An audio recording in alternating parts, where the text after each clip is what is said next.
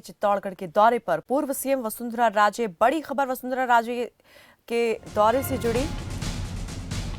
पूर्व सीएम वसुंधरा राजे का चित्तौड़गढ़ दौरा, जिले के बेगू क्षेत्र में लेंगी कई कार्यक्रमों में हिस्सा। वसुंधरा के विरोधी खेमे में चिंता की लकीरें। आगामी चुनाव की तैयारियों को लेकर यह दौरा माना जा रहा है महत्वपूर्ण।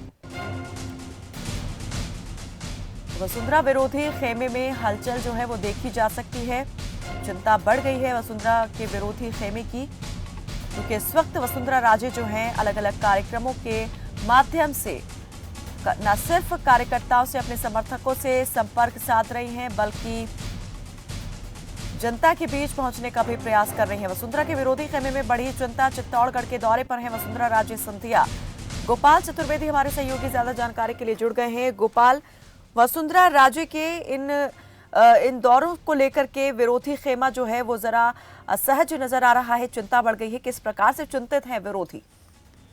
बिल्कुल बताना चाहूंगा, 2 दिन पहले चित्तौड़गढ़ से ही इस मेवाड़ देव दर्शन यात्रा का शुभारंभ हुआ था। मेवाड़ के प्रसिद्ध धाम श्री सांवलिया जी से दर्शन करने के बाद, जहां पर उन्होंने स्वागत सभा में उन्होंने ये कहा भी था, चाहे दावे उन्होंने लाद किए थे कि इस पूरी यात्रा को राजनीतिक रंग नहीं दिया जाए, लेकिन कहीं ना कहीं जो 2 दिन की यात्रा मेवाड़ के क्षेत्र में उन्होंने ली है, वो कहीं ना कहीं पूरी तरह से जो विरोधी खेमा है उसको चित्त करने के लिए या कहीं ना कहीं चिंतित करने के लिए इस यात्रा को निकाला जा रहा है।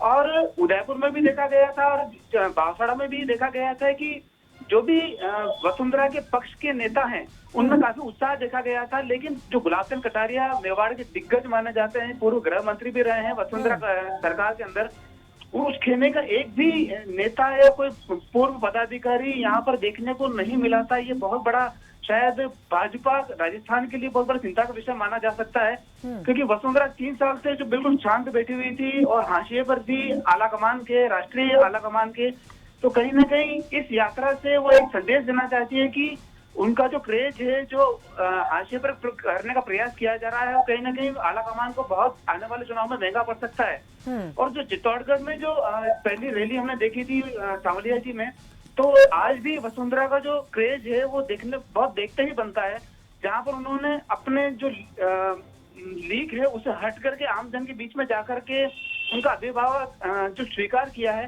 तो शायद मैं समझता हूँ कि कहीं ना कहीं सतीश पूनिया जो प्रदेश अध्यक्ष हैं और जो आला कमान के नेता है, उनको सोचने पर मजबूर होना पड़ेगा कि वसुंधरा को साइड लाइन करना बहुत ज्यादा आसान नहीं होगा उनके लिए। तो इस वक्त आप कैसे देख रहे हैं कि राजस्थान बीजेपी में कितने खेमे जो हैं वो दिखाई दे रहे हैं?